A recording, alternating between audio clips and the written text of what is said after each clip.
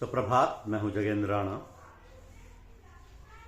और आज हम जिस विषय पर चर्चा कर रहे हैं वह है साधना और साधन।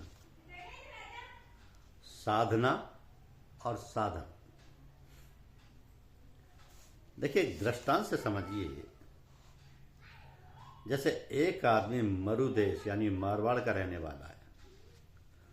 वो घर से उत्तराखंड के लिए चला। घर से निकलते ही रेतीला मैदान था।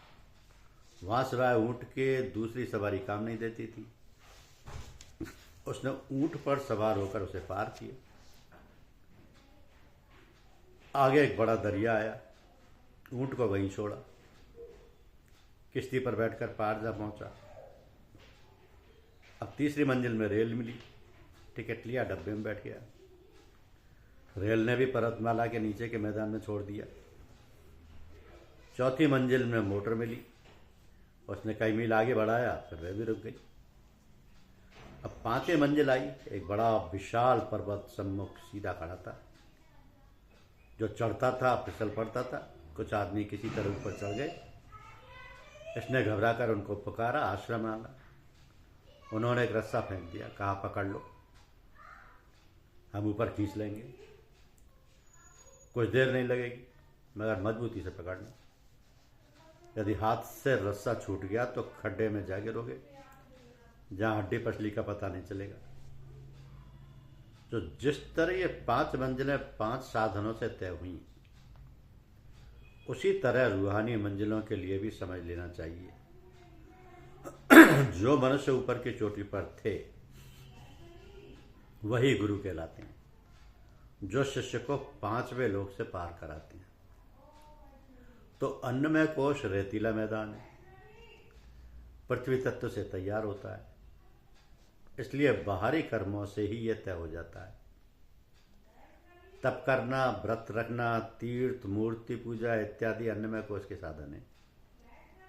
योगी लोग षटकर्म, नेति, धोती, बस्ती इत्यादि से इसे शोधते हैं।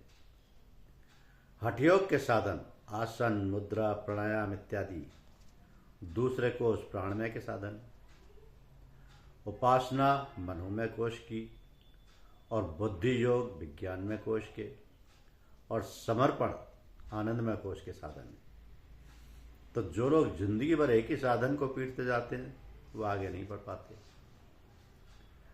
इन 5 प्रकार के साधनों में भी अनंत भेद हैं। जितनी साधन की क्रियाएं आज दुनिया में प्रचलित हैं, इनकी कोई शुमार नहीं कर सकता। इसी भिन्नता ने अनेक संप्रदायों या मतों में मनुष्यों को बांट रखा है। एक प्रकार के साधन करने वालों का जो एक गोल बन जाता है उसे संप्रदाय कहते हैं। तो मनुष्यों की जब प्रकृति, संस्कार और रुचि यहाँ भिन्न भिन्न देखने को मिलती है, तो विचार या कर्म उनके एक से कैसे हो सकते हैं? इसलिए संप्रदायों का जन्म हुआ है। यहाँ सभी आध्यात्मिक हैं और किसी न किसी हद तक मनुष्य को ऊंचा उठाते हैं। इसलिए संप्रदाय को बुरा भला कहना, दोष रखना, उनके अनुयायियों से लड़ना गलत है। हाँ, तुम्हारा काम इतना हो सकता है कि उनके मेंबरों को प्रेम की वाणी से चेतावनी देते रहो कि इसी में अटक के मत रह जाओ, आगे को बढ़ो और उन्नति करो। यदि जानते हो तो उसके पूछने पर आगे का साधन बता दो, वरना किसी जानकार गुरु की शरण भेज दो। और अगर वह यहाँ से आगे नहीं जाने को तैयार हो तो उसकी ओर से उदासीन हो जाओ। समझ लो कि इसका संस्कार अभी इसी दर्जे का है, इसलिए आगे के दर्जे की बात इसकी समझ में नहीं आई। तो ये जो साधना में गुरु और शिष्य दोनों ही ठीक होने चाहिए। जहां दोनों में से एक में भी कमी होगी वहां काम नहीं बनेगा। गुरु पूर्ण अनुभवी, रास्ते की घाटियों और उतार चढ़ाव का जानकार, और शिष्य दृढ़ निष्ठ, साहसी और पूर्ण लगन वाला होना चाहिए। अगर गुरु नहीं जानता हो तो बताएगा ही क्या, और अगर शिष्य ढीला हो तो करेगा ही क्या। इसलिए ऐसा नियम है कि शिष्य को गुरु की परीक्षा लेनी चाहिए और गुरु को शिष्य की परीक्षा लेनी चाहिए, तब गठबंधन करना चाहिए। जो गुरु शिष्य ऐसा नहीं करते उनका संबंध आगे निभेगा या नहीं, इसमें संदेह रहता है। तो आज दुनिया में पेशेवर गुरुओं की भरमार है। ऐसे लोग बातों से, चमत्कारों से भोले भाले जिज्ञासुओं के दिल पर अपनी छाप बिठा देते हैं और इन्हें अपने चंगुल में फंसाकर तरह तरह की सेवा लेते हैं और उनका समय नष्ट करते हैं। इसलिए शिष्य को गुरु बनाने से पूर्व खूब जांच पड़ताल कर लेनी ठीक है।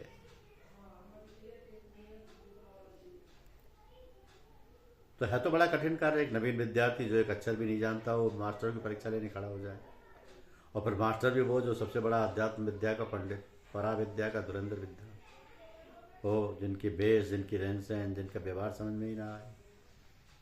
तो महापुरुष संसार में अनेकों रूपों में विचरते हैं। उनमें ये तमीज कर लेना कि ये महात्मा हैं, साधारण पुरुष के लिए असंभव काम है। परंतु नहीं, इसकी भी एक क्रिया है।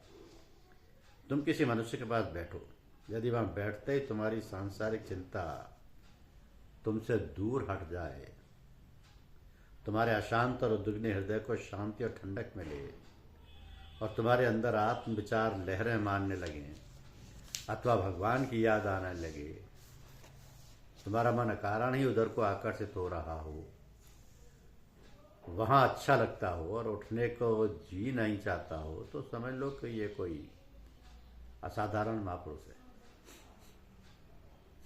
यही उनकी पहचान। कबीर साहब ने कहा कि गुरु मिला तब जानिए मिटे मोह संताप।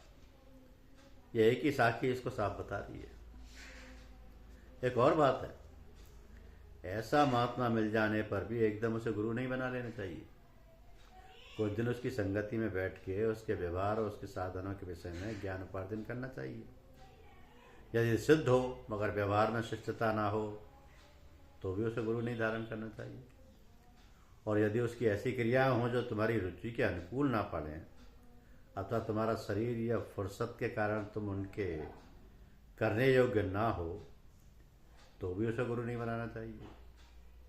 हाँ, ये सब बात अगर मिल जाए तो फिर वह चाहे ग्रस्त हो या विरक्त, भेषधारी हो या साधारण, उसी से संबंध कर लेना उचित है। तो जीव का ईश्वर से गठबंधन करा देना साधारण पुरोहित का काम नहीं है। उसके लिए चतुर और अनुभवी आदमी चाहिए। वो ऐसा हो जो सम्मुख आते ही साधक के हृदय के भावों को समझ ले। तो साधक की रुचि और अधिकार का जो गुरु नहीं जान सकता उससे भला नहीं हो सकता। गुरु में ऐसे गुण होने चाहिए कि जिनका आदर्श रखकर, जिनकी नकल उतार कर शिष्य भी पूर्ण बन सके। इंद्रिय लोलुप और बदजुबान मनुष्य चाहे सिद्ध हो पर गुरु बनाने योग्य नहीं होता। जिज्ञासुओं को इन सब बातों पर विचार करके तब रिश्ता जोड़ना चाहिए। जिस तरह विवाह हो जाने पर फिर मृत्यु के पश्चात तक भी वह संबंध चलता है, उसी तरह गुरु और शिष्य का संबंध जन्म जन्मांतर चलता है। इसलिए इसमें जल्दबाजी नहीं होनी चाहिए। साधना मार्ग में जहाँ गुरु कठिनता से मिलते हैं वहाँ शिष्य बनना भी बहुत ही कठिन है। मुख से कह देने से कोई शिष्य नहीं बन जाता। इस काम के लिए तो प्राणों की बाजी लगा देनी पड़ती है, तन मन धन और प्राण निछावर करने पड़ते हैं। तो जो मनुष्य सब कुछ अपनी प्यारी से प्यारी वस्तु देकर और अपने को अर्पण करके उससे ज्ञान के उपार्जन का इच्छुक है वही शिष्य है। जैसे उत्तम वस्तु बुरे पात्र में रख देने से बिगड़ जाती है, वैसे ही अनाधिकारी शिष्य उत्तम साधना को सुरक्षित नहीं रख सकता, वो उसका दुरुपयोग करने लगता है। इसलिए गुरुजन परीक्षा करते हैं और उसके उत्तीर्ण होने पर भेद की बात बतलाते हैं। तो इस काम के लिए शिष्यों को बहुत सतर्क रहने की आवश्यकता है। पिछले काल में बहुत कठिन परीक्षाएं ली जाती थी। इंद्र और विरोचन को प्रजापति ने 101 वर्ष तक अपने पास रखकर उनकी लगन और इंद्रियों की परीक्षा ली थी, तब आत्मज्ञान का उपदेश दिया था। कबीर साहब ने अपने मुख्य शिष्य धर्मदास जी से कहा था कि धर्मदास तो लाख दुहाई, सार वस्तु बाहर नहीं जाए। सार वस्तु भेद की बात को कहते हैं। ये बाहर यानी अनाधिकारी को नहीं बताना चाहिए। इस प्रकार के अनेक दृष्टांत मिलते हैं। महाभारत के आदि पूर्व में कई ऋषि पुत्रों की परीक्षाएं की कथा आई है जो बड़ी रोचक व शिक्षाप्रद है। परंतु इस युग में कठिन परीक्षा लेना गुरुओं ने छोड़ दिया है, क्योंकि आजकल का आदमी रुकता नहीं। वो जल्दी चाहता है, और वो तो इतना उतावला बनकर आता है कि करना कुछ ना पड़े और भगवान आज भी सम्मुख आके खड़े हो जाए।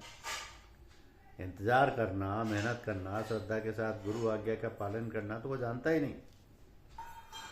दुनिया के काम ना बिगड़ने पाए, पैसा ना खर्च होने पाए, शरीर को कष्ट जरा सा भी ना पहुंचने पाए, गुरु के सम्मुख नम्रता और दीनता से सिर भी ना झुकने पाए, पर गुरु के सारी विद्या अभी अभी मुझे मिल जाए, ईश्वर भी देर ना लगाए, तो साधन शुरू करते ही सम्मुख आकर खड़े हो जाए। यदि तनिक भी विलंब हुआ तो दोनों से बाईकाट, न गुरु से कोई रिश्ता न ईश्वर से, दोनों की ओर अश्रद्धा। ये आजकल के विद्वासों का हाल है। भला इनकी परीक्षा कोई कैसे ले सकता है? इसलिए महापुरुषों ने अब इसके नियम बदल दिए। वह किसी को निराश नहीं लौटाते, वो साधन सिखाते हैं और ऊंचा भी चढ़ाते हैं, भिन्न भिन्न प्रकार के अनुभव भी उन्हें कराते हैं, परंतु दीक्षा नहीं देते, शिष्य नहीं बनाते। इस प्रकार वर्षों के अभ्यास के बाद जब अधिकारी बना लेते हैं तब दीक्षा देते हैं। जो उस काल में भी पात्र नहीं बन सके उन्हें यूं ही चलने देते हैं। जो शिष्य अपने गुरु पर अपार प्रेम और श्रद्धा ले आया हो, जिसने गुरु के बताए हुए मार्ग को पूर्ण विश्वास से पकड़ा हो, जो अपनी क्रियाओं को गुप्त रखता हो, जो अनुभवों का भेद किसी से ना कहता हो, जो साधन के द्वारा मिली हुई शक्तियों का दुरुपयोग ना करता हो, जो पूर्ण आज्ञाकारी हो, ऐसों को अधिकारी समझ गुरु दीक्षा देते हैं और अपने शिष्यत्व में लेते हैं। ये सब कठिन है, परंतु धीरे धीरे मन और प्राण साधना और सत्संग के प्रभाव से बदलते रहते हैं, और जिस दिन शिष्य के अंदर समर्पण के भाव उठ खड़े होते हैं उसी दिन दीक्षा का समय आ जाता है। तो कहते हैं साधना के लिए ऐसे विश्वास की आवश्यकता है जो आकाश से भी विशाल हो, समुद्र से भी गंभीर हो, सुमेरु से भी भारी और वज्र से भी कठोर हो। परंतु ऐसी साधना में निष्ठा होना खेल नहीं है, ये बड़ी कठिनाई से मिल पाती है। एक बात और भी रह सकी है, साधक में पूर्ण रूप से ये भाव होने चाहिए कि गुरु ईश्वर ही है, ईश्वर के समान नहीं, साक्षात सर्वज्ञ परमात्मा ही है। वह सर्वशक्तिमान हमारे कल्याण के लिए नर रूप में अवतरे हैं। जब तक ऐसी भावना निश्चय रूप से शिष्य के हृदय में जागृत नहीं हो जाती, तब तक शिष्य शिष्य नहीं बन सकता। गुरु के सम्मुख बैठ के समझने लगे कि मैं साक्षात भगवान के सामने उपस्थित हूँ। इनका शरीर भगवान का ही शरीर है और इनसे भिन्न और कोई भगवान या इष्ट नहीं है। जहाँ ऐसी भावना हो, अंतर के मल नष्ट होकर गुरु का ऐसा विस्तृत आत्मस्वरूप जिसको दिखाई दे रहा हो, वही शिष्यत्व में लेने योग्य अधिकारी समझा जाता है। परंतु यह सौदा भी साधारण नहीं है। साध्य, साधक और गुरु, इन तीनों की त्रिपुटी मिटा देना कोई तमाशा या खेल नहीं है।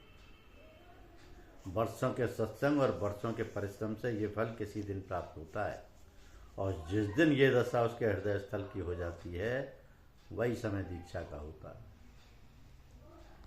तो कहने का तात्पर्य यह है कि संसार के प्रत्येक मनुष्य के लिए वह ईश्वर है। चाहे सारी दुनिया तुम्हारे गुरु को किसी रूप में देखे, पर तुम्हारे लिए, शिष्य के लिए वह साक्षात भगवान ही दिखे। उसके अतिरिक्त कोई और भगवान से दृष्टिगोचर हो ही नहीं। उसकी सारी वृत्तियां अच्छी और बुरी उसी गुरु मूर्ति पर ही केंद्रित हो जाएं। मीरा जी को जैसे गिरधरलाल के सिवाय कोई पुरुष संसार में दिखाई नहीं देता था, उसी तरह तुम्हारी निगाह भी वहीं एक जगह रह जाए, कोई दूसरा नजर ही ना आए। ये शिष्यत्व का ऊंचा अधिकार है। दर दीवार दर्पण भय जित देखूं तोय, काकर पाथा ठेकरी भई यार सी मोरे। ये प्रेम की अंतिम स्टेज है, जिसमें प्रेम पात्र के सिवाय कुछ दिखाई नहीं देता। वो कैसा भी हो, परंतु प्रेमी के लिए सबसे सुंदर और सर्वगुण संपन्न होता है। लैला अत्यंत कुरूपा थी, पर मजनू को संसार की सुंदरियों में सबसे श्रेष्ठ दिखाई देती। ऐसी ही निगाह शिष्य को अपने गुरु के लिए पैदा करना चाहिए, तभी समर्पण कर सकता है और शिष्य बन सकता है। वैसे भी भक्त और भगवान एक ही होते हैं। भक्त का शरीर ही भगवान का मंदिर है। भक्त का हृदय उसका स्थान, फिर भेद कहाँ रहा। जैसे भी हो ऐसे भावों का उदय कर लेना ही पार लगाता है। आगे ये अवस्था कैसे उत्पन्न की जाती है, ये समझने की बात है। ओम हरि ओम हरि। धन्यवाद।